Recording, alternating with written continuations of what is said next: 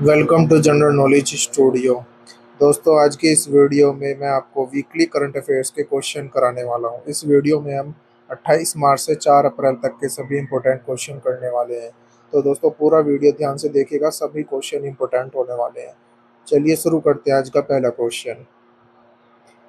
हाल ही में अर्थ आवर 2026 किस तारीख को मनाया गया है? Option A 27 March, option B 28 March, option C 29 March, option D 30 March. तो दोस्तों, अभी हाल ही में अर्थ आवर 2026 इसको मनाया गया है। और ये किस दिन मनाया गया दोस्तों? इस क्वेश्चन का सही जवाब है ऑप्शन बी 28 मार्च। अर्थ आवर हर वर्ष मार्च के अंतिम शनिवार को मनाया जाता है। इस दिन दुनिया भर में पर्यावरण संरक्षण के लिए 1 घंटे तक गैर जरूरी लाइट्स बंद की जाती है। 2026 में यह 28 मार्च को आयोजित हुआ, जिसका उद्देश्य जलवायु परिवर्तन और ऊर्जा बचत के प्रति वैश्विक जागरूकता बढ़ाना था। तो दोस्तों, याद रखिएगा, अभी हाल ही में अर्थ आवर 2026 ये 28 मार्च को मनाया गया है। चलते हैं नेक्स्ट क्वेश्चन पे। ऑपरेशन ऊर्जा सुरक्षा का संबंध किससे है? ऑप्शन ए कृषि नीति, ऑप्शन बी स्वास्थ्य मिशन, ऑप्शन सी आर्थिक सुधार, ऑप्शन डी ऊर्जा सुरक्षा हेतु नौसेना अभियान। ऑपरेशन ऊर्जा सुरक्षा, तो दोस्तों अभी हाल ही में ये मनाया गया है। और इसका संबंध किससे है दोस्तों? ऑपरेशन ऊर्जा सुरक्षा का संबंध है दोस्तों ऑप्शन डी ऊर्जा सुरक्षा हेतु नौसेना अभियान से। यह ऑपरेशन पश्चिम एशिया क्षेत्र में भारतीय ऊर्जा आपूर्ति की सुरक्षा को मजबूत करने हेतु शुरू किया गया है। तनावपूर्ण समुद्री परिस्थितियों के बीच तेल और गैस ले जाने वाले जहाजों की रक्षा बढ़ाने का लक्ष्य है। भारतीय नौसेना ने सुरक्षित समुद्री मार्गों को सुनिश्चित करने के लिए निगरानी और एस्कॉर्टिंग बढ़ाई है। तो दोस्तों, याद रखेगा, अभी हाल ही में ऑपरेशन सुरक्षा ऊर्जा इसका संबंध किससे है? नौसेना अभियान से, ऊर्जा सुरक्षा हेतु। चलते हैं नेक्स्ट क्वेश्चन पे। आरबीआई का पेमेंट्स विजन 2028 किस क्षेत्र से संबंधित है? ऑप्शन ए कृषि निवेश, ऑप्शन बी डिजिटल भुगतान system, option C health care insurance, option D शिक्षा नीति। तो दोस्तों, अभी हाल ही में आरबीआई ने पेमेंट विजन 2028 इसको मनाया है। और इसका किस क्षेत्र से संबंधित है दोस्तों? इस क्वेश्चन का सही जवाब है ऑप्शन बी डिजिटल भुगतान सिस्टम। आरबीआई का पेमेंट्स विजन 2028 देश के डिजिटल भुगतान ढांचे को सुरक्षित, तेज, भरोसेमंद और उपयोगकर्ता अनुकूल बनाने की रणनीति प्रस्तुत करता है। इसमें धोखाधड़ी रोकने, नवाचार बढ़ाने और खाते की पोर्टेबिलिटी सहित कई सुधार शामिल हैं, जिससे भुगतान प्रणाली अधिक समावेशी बन सकेगी। चलते हैं नेक्स्ट क्वेश्चन पे। भारत में सेंसस 2027 का पहला चरण कब शुरू हुआ है? Option A 28 March 2026, option B 30 March 2026, option C 1 April 2026, option D 5 April 2026। तो दोस्तों, अभी हाल ही में भारत में सेंसस 2027 इसका पहला चरण शुरू हुआ है।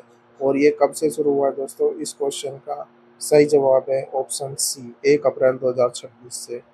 भारत की पहली पूर्णतः डिजिटल जनगणना 2027 का प्रथम चरण 1 अप्रैल 2026 से आरंभ हुआ। इसमें मोबाइल ऐप आधारित डेटा संग्रह, ऑनलाइन सेल्फ एनुमरेशन और वास्तविक समय डेटा अपडेट की सुविधा शामिल है। इस डिजिटल प्रक्रिया से डेटा अधिक सटीक और तेज उपलब्ध हो सकेगा। तो दोस्तों, याद रखेगा, 1 अप्रैल 2026 से डिजिटल जनगणना ये इसकी शुरुआत हुई है। चलते हैं नेक्स्ट क्वेश्चन पे। भारत की विदेशी मुद्रा भंडार में गिरावट का मुख्य कारण क्या बताया गया है? ऑप्शन ए कृषि खराबी, ऑप्शन बी कोविड-19, ऑप्शन सी वैश्विक अनिश्चितता और गोल्ड रिजर्व्स में गिरावट, option D stock market crash. तो दोस्तों, अभी हाल ही में भारत की विदेशी मुद्रा भंडार में बहुत भारी गिरावट आई है। और इसका कारण क्या है दोस्तों? इस क्वेश्चन का सही जवाब है ऑप्शन सी वैश्विक अनिश्चितता और गोल्ड रिजर्व्स में गिरावट आने के कारण भारत की जो विदेशी मुद्रा है दोस्तों, उसमें भारी गिरावट आई है। वैश्विक आर्थिक अनिश्चितताओं के कारण सोने की कीमतों में उतार चढ़ाव और रिजर्व में कमी दर्ज हुई। गोल्ड रिजर्व घटने से कुल विदेशी मुद्रा भंडार प्रभावित हुआ। आरबीआई के आंकड़ों के अनुसार डॉलर की मांग बढ़ने और बाजार उतार चढ़ाव ने भी दबाव बढ़ाया है। तो दोस्तों, याद रखिएगा, भारत की विदेशी मुद्रा में गिरावट आने का कारण है वैश्विक अनिश्चितता और गोल्ड रिजर्व्स में गिरावट। चलते हैं नेक्स्ट क्वेश्चन पे। आरबीआई ने 1 अप्रैल 2026 से किस बदलाव को लागू किया है? ऑप्शन ए बैंक छुट्टियां, ऑप्शन बी नया मल्टी फैक्टर ऑथेंटिकेशन नियम, ऑप्शन सी नई मुद्रा जारी, ऑप्शन डी जीएसटी घटाना। तो दोस्तों अभी हाल ही में आरबीआई ने 1 अप्रैल 2026 से एक बदलाव है जिसको लागू किया है, और ये कौन सा बदलाव है दोस्तों? इस क्वेश्चन का सही जवाब है ऑप्शन बी नया मल्टी फैक्टर ऑथेंटिकेशन नियम। डिजिटल पेमेंट सुरक्षा बढ़ाने के लिए आरबीआई ने ओटीपी आधारित सुरक्षा को मजबूत करते हुए नए मल्टी फैक्टर ऑथेंटिकेशन नियम लगाए हैं। इसमें डिवाइस बाइंडिंग, व्यवहार आधारित विश्लेषण और जोखिम स्कैनिंग जैसी आधुनिक तकनीकें शामिल हैं, जो तेजी से बढ़ते साइबर फ्रॉड को रोकने में मदद करेगी। तो दोस्तों याद रखिएगा, अभी हाल ही में आरबीआई ने नया मल्टी फैक्टर ऑथेंटिकेशन नियम ये लागू किया है 1 अप्रैल से। चलते हैं नेक्स्ट क्वेश्चन पे। सेंसस 2027 में पहली बार क्या शामिल किया जा रहा है? ऑप्शन ए व्यवसाय गणना, option B only male population, option C जाति आंकड़ा, ऑप्शन डी शिक्षा स्तर। इस क्वेश्चन का सही जवाब है ऑप्शन सी जाति आंकड़ा। भारत की आगामी जनगणना 2027 में पहली बार विस्तृत जाति आधारित सामाजिक आर्थिक डेटा शामिल किया जाएगा। इसका उद्देश्य नीति निर्माण और संसाधन वितरण में अधिक सटीकता लाना है। डिजिटल स्वरूप के कारण यह डेटा उच्च गुणवत्ता और बेहतर विश्लेषण क्षमता के साथ उपलब्ध होगा। तो दोस्तों याद रखिएगा, भारत की पहली बार डिजिटल जनगणना होने जा रही है जिसमें जाति आंकड़ा इस पर भी ध्यान दिया जाएगा, जिससे डिजिटल स्वरूप के कारण यह उच्च गुणवत्ता और बेहतर सर्वेक्षण वाला उपलब्ध होगा।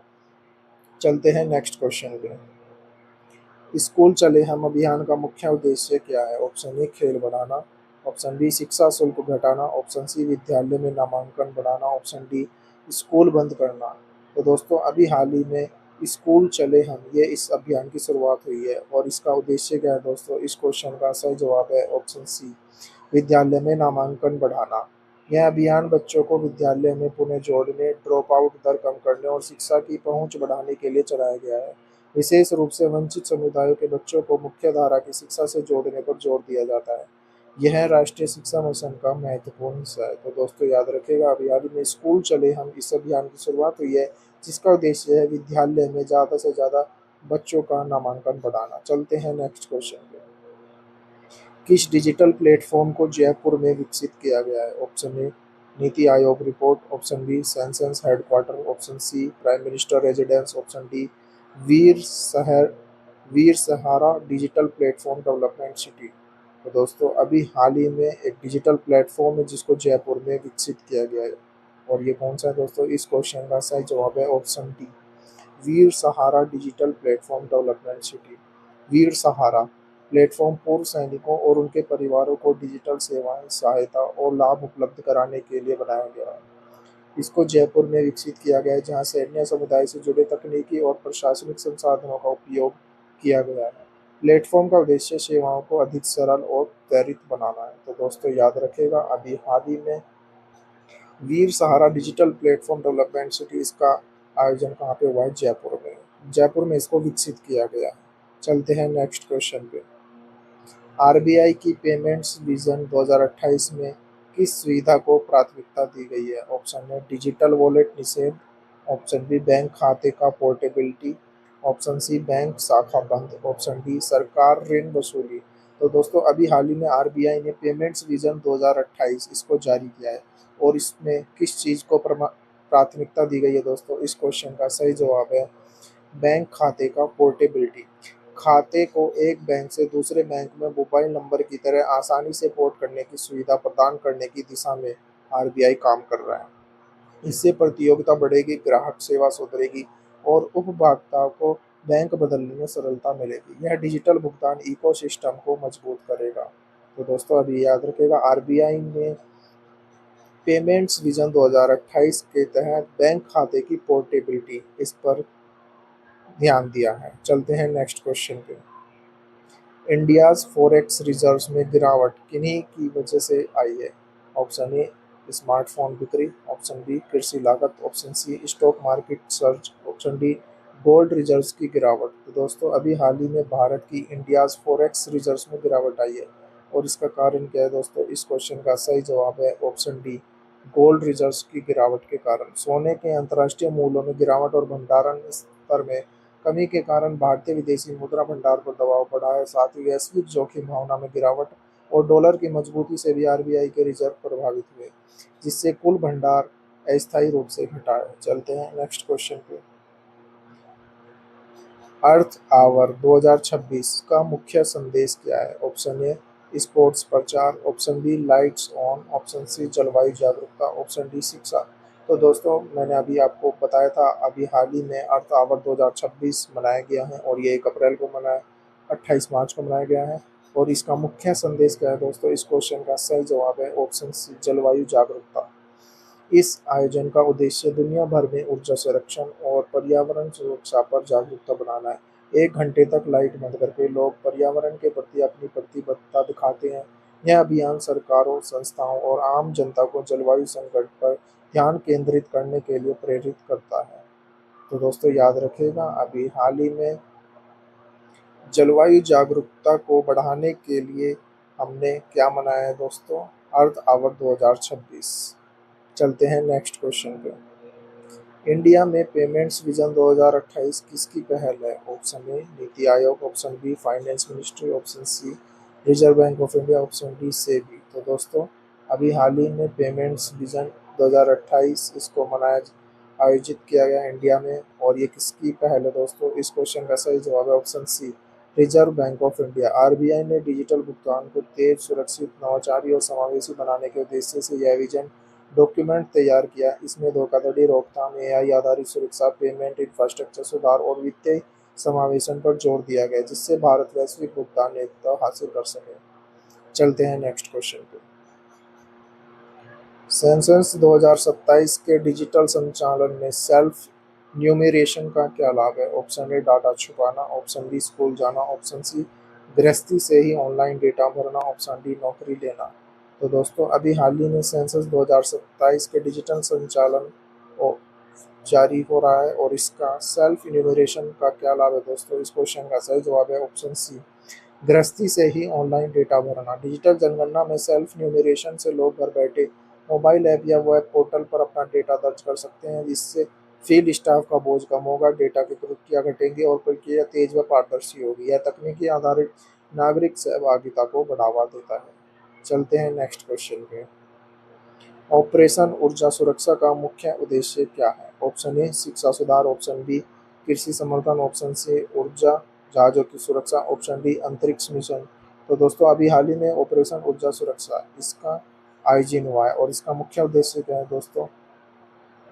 इस क्वेश्चन का सही जवाब है ऑप्शन सी ऊर्जा जहाजों की सुरक्षा। यह ऑपरेशन पश्चिम एशिया में भारत आने वाले तेल, एलएनजी और एलपीजी जहाजों को सुरक्षित एस्कॉर्ट प्रदान करने के लिए शुरू किया गया है। बढ़ते क्षेत्रीय तनाव के बीच समुद्री व्यापार मार्गों की सुरक्षा सुनिश्चित करना इस ऑपरेशन का मकसद है, जिससे भारत की ऊर्जा आपूर्ति प्रभावित न हो। तो दोस्तों याद रखिएगा, अभी हाल ही में ऊर्जा सुरक्षा मिशन का मनाया गया है, और इसका उद्देश्य क्या है दोस्तों? ऊर्जा जहाजों की सुरक्षा करना। तो दोस्तों आज के लिए वीडियो में इतना ही।